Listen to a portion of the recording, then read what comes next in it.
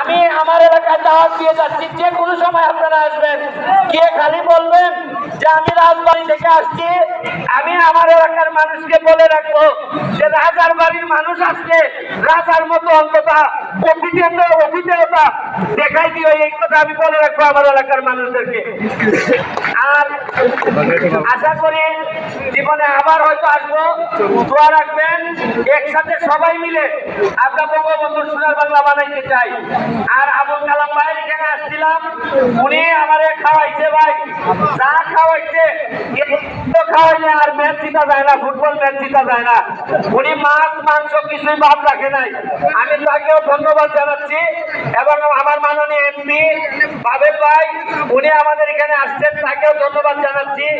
আমাদের ওসি সাহেব সহ প্রশাসনের, আমাদের সাভারের শফিক ভাই সহ যারা আছেন সবাইকে ধন্যবাদ জানিয়ে আমি আপনাদের কাছে অনুমোদন চাচ্ছি খেলা শেষে ইয়াং যারা আছেন তারা আসবেন, তাদের সামনে আমি আমার জীবনের সফলতা বা ব্যর্থতার গল্প আপনাদের সামনে তুলে ধরতে চাই। Thank you. বিশাল বিশাল বিশাল একজন মানবিক লোক, বিশাল একজন মানবিক ব্যক্তিত্ব। ভালোবাসা যিনি আছেন আপনার একটি নির্দেশনামূলক বক্তব্য আজকের এই প্রীতি ফুটবল ম্যাচে আমাদের সুনামগঞ্জের একজন এমপি, নীলফামারীর একজন এমপি আমাদের এখানে এসেছেন। হবিগঞ্জ এবং নীলফামারীর দুইজন এমপি আমাদের মাঝে আছেন।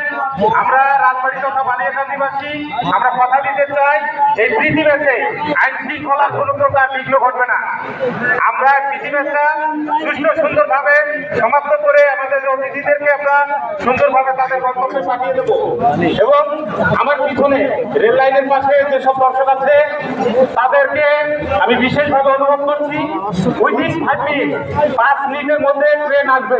আপনারা দয়া করে যারা রেল লাইনে অবস্থান করছেন তারা একটু সতর্ক থাকবেন, রেল লাইনটা ছেড়ে দাঁড়াবেন, কারণ এখন ট্রেনটা সময় হয়েছে।